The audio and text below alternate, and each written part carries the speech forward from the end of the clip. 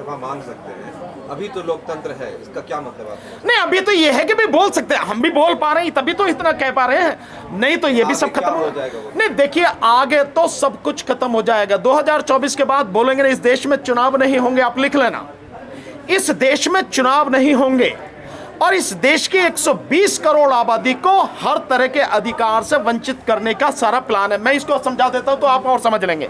अच्छा हुआ आपने पूछ लिया, मैं बात कहनी भूल गया था, तो अब हम उसका जवाब देता हूं। 12 अगस्त का इलाहाबाद, प्रयागराज बोलते हैं आजकल उसको, इलाहाबाद से यानी प्रयागराज से दैनिक भास्कर एक न्यूज़पेपर निकला है, डेट 12 अगस्त की, जहां तक मुझे ध्यान है यही है।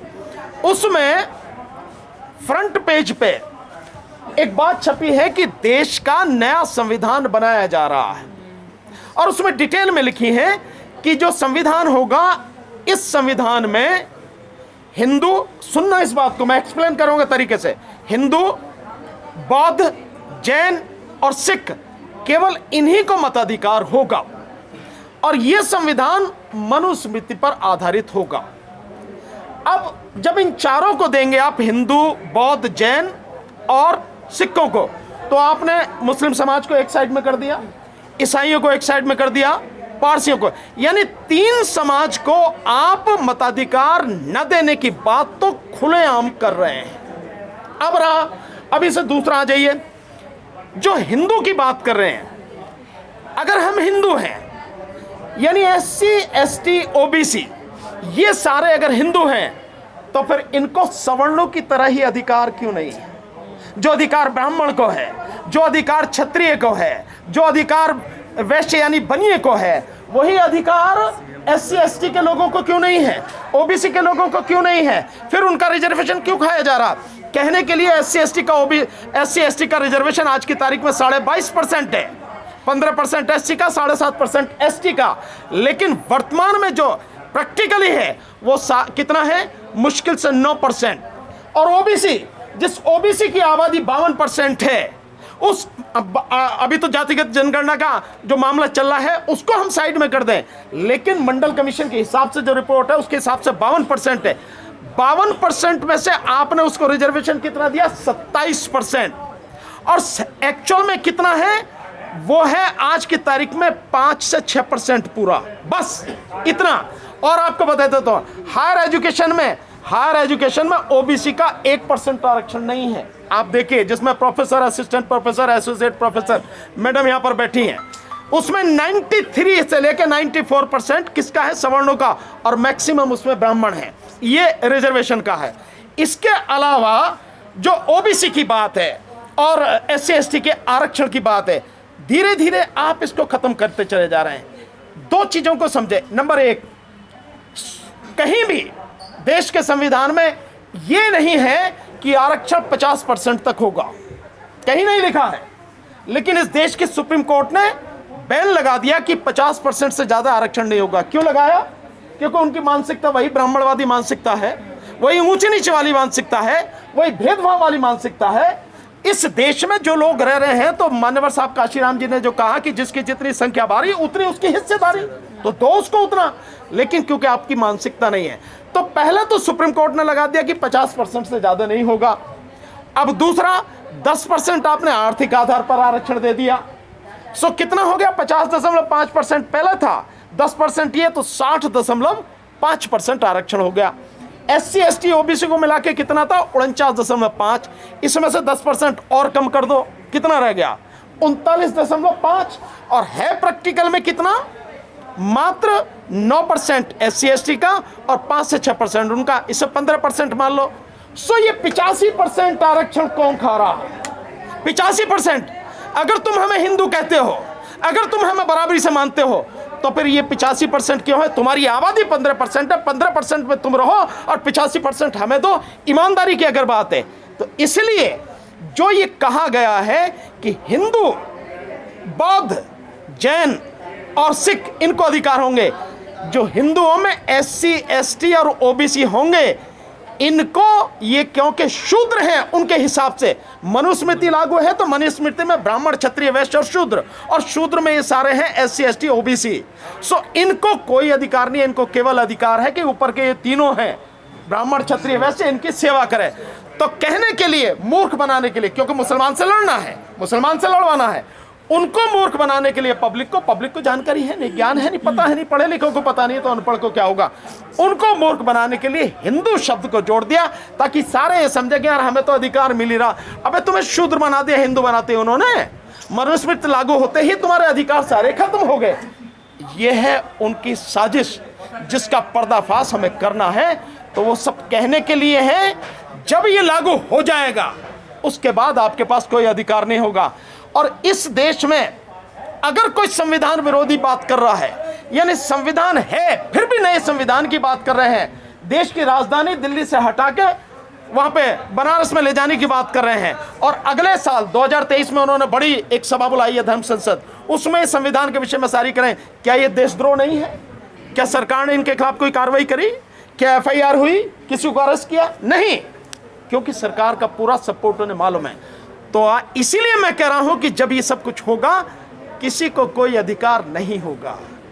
ये चीज है सर। आपने इसमें एक चीज मैं इसमें बोलना चाहता हूं। जो लोग इस बात को समझते हैं कि बाबा साहब डॉक्टर भीमराव अंबेडकर ने ही जिद करके सबको एक अधिकार दिया है, एक वोट का अधिकार सबको दिया है, वरना प्रपोजल क्या थे तब भी कि पढ़े लिखों को वोट दिया जाएगा, सबको वोट नहीं देने की ताकत नहीं दी जाएगी। वोट देने की ताकत बाबा साहब ने दिलवाई है सबको। तो ये जो लोग रिजर्वेशन नहीं दे रहे, नौकरी करने में रिजर्वेशन में चोरी कर रहे हैं, खत्म कर दिया। तो वो जो ताकत लेने की चीज़ है, वोट जो सत्ता लेने की चीज़ है, उसे कैसे दे देंगे? तो ये बात भानु जी की 100% ठीक है। 85% वोट 15% के हाथ में हो जाएगा, क्योंकि उनका वोट की हो सकता है कल ये कहें कि हमारे वोट की जो ताकत है, जो वज़न है, वो बाकी लोगों के वोटों से ज़्यादा होगा। सिख लोगों के वोट की वैल्यू होगी 1, हमारे वोट की वैल्यू होगी 5, ऐसा भी तो कह सकते हैं, कुछ भी कह सकते हैं। यही तो है मनुस्मृति। तो यही होने जा रहा है।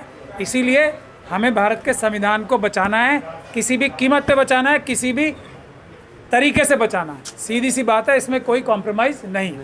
जिस तरीके से नवीन जिंदल और नूपुर शर्मा फ्रिंज एलिमेंट है, उसी तरीके से जिस कॉन्स्टिट्यूशन के, हिंदू राष्ट्र के कॉन्स्टिट्यूशन की आप बात कर रहे हैं आनंद स्वरूप जी की, क्या गवर्नमेंट उसको फ्रिंज एलिमेंट नहीं कहेगी? तो क्यों हम फ्रिंज एलिमेंट के बारे में बात करें? अगर वो कहती, इस बात को समझने की जरूरत है। मोदी जी को समझते हो आप? नहीं समझते। अगर मोदी जी को समझते तो सवाल नहीं करते। मोदी जी क्या करते हैं कि जहां उन्हें बोलना है उनके मुंह पे बिल्कुल टेप लग जाती है, बोलेंगे नहीं। जो बाकी लोग बोल रहे हैं वो सब मोदी ही हैं, वो मोदी की ही भाषा बोल रहे हैं। लेकिन क्यों? मोदी प्रधानमंत्री हैं और देश में संदेश न चल जाए, मोदी ने कहा, इसलिए चुप रहते हैं, कुछ नहीं कहते। अगर वो चाहते तो नूपुर शर्मा के खिलाफ भी कार्रवाई होती, अगर वो चाहते तो और जितने भी इतने इस तरह के इन्फ्रिंज एलिमेंट है सबके खिलाफ कार्रवाई होती, लेकिन नहीं। कहलवाएंगे किसी से, पर लक्ष्य उन्हीं का ही है, उद्देश्य उन्हीं का ही है। गिरफ्तारी हुई तो किसकी? गिरफ्तारी हुई तो ये राजा जो तेलंगाना वाले मैं, मेरी जानकारी में अभी कुछ है नहीं, तो इसलिए मैं कह नहीं सकता। आपसे सुना है मैंने, बाकी मैं कह नहीं इस बारे में जानना चाहता हूँ, कल को गवर्नमेंट अगर इनको फ्रिंज एलिमेंट कह दे तो हम इस परसेप्शन में क्यों गुफ्तगू करें? नहीं। देखिए, इसका जवाब मैं ये सीधा दे सकता हूँ कि गवर्नमेंट में और भारत में फ़र्क है। गवर्नमेंट बनती है 5 साल के लिए, एक पार्टी की बनती है, उसमें फ़र्क है। ये पूरी पार्टी ही फ्रिंज एलिमेंट है, देश के संविधान की फ्रिंज एलिमेंट है ये। तो अभी तो गवर्नमेंट में ही फ्रिंज एलिमेंट बैठे हैं सारे। सुरेश चौहान को विकास कांगड़ा जी खड़े हैं, इन्होंने उनके खिलाफ FIR कराई है देशद्रोह की और आतंकवाद की। तो ये है असली बात। सुरेश चौहान को कौन सपोर्ट कर रहा है? मोदी जी और अमित शाह जी तो कर रहे हैं, वरना क्या वो भारत के संविधान के खिलाफ जाके हिंदू राष्ट्र बनाने की बात इस तरीके से खुलेआम कह पाएंगे? तो ये है असलियत। फ्रिंज एलिमेंट तो ये पूरी जो भारतीय जनता पार्टी और RSS हैं, ये फ्रिंज एलिमेंट हैं जो अम्बेडकरवादी हैं, जो संविधानवादी हैं, वो मेन स्ट्रीम है। इसको आपको समझना चाहिए। तो सारे के सारे फ्रिंज एलिमेंट पूरे 9 महीने बाद सुरेश चौहान के ऊपर FIR दर्ज हो पाई है। मैं डटा रहा, बिना डरे, और अब तक SC/ST एक्ट लगने के बावजूद भी उसको अरेस्ट नहीं किया गया। तो आप इस चीज़ को समझ सकते हो। जिस तरह बिल्किस बानो को मतलब जो बलात्कार करके उसको रिहा किया 15 तारीख को, उसमें आप क्या कहना है?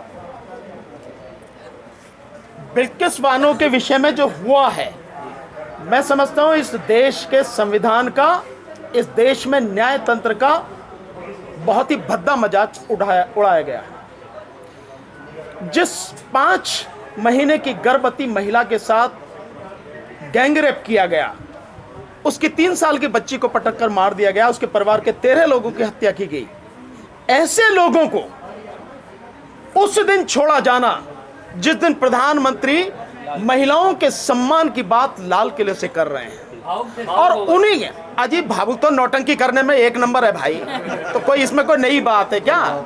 हाँ, मतलब ड्रामा सा कर देना, उनको चुप हो जाना, उनको आंसू आ रहे हैं कि बोला नहीं जा रहा।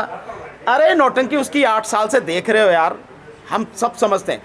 सबसे बड़ी बात यह है कि एक तरफ आप लाल किले से 15 अगस्त को महिलाओं के सम्मान की बात करें, और तुम्हारे ही गृह राज्य में तुम्हारी ही पार्टी ऐसे जघन्य अपराध के अपराधियों को छोड़ रही है। और अगर ये है तो मैं यहां ये कहना चाहूंगा कि जो सिख समाज के जो लोग बंदी हैं 27 साल से, 25 साल से, 32 साल से, उन्हें क्यों नहीं रिहा किया जाता?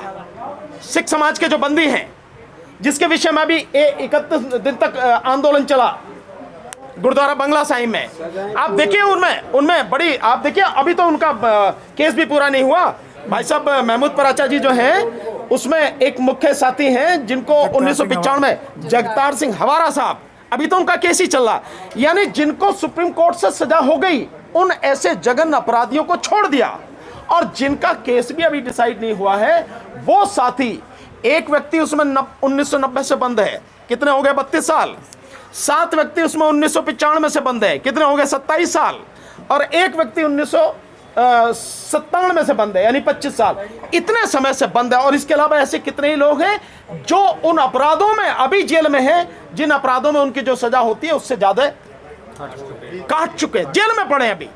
सो क्या उसको नहीं ध्यान में रखना चाहिए था?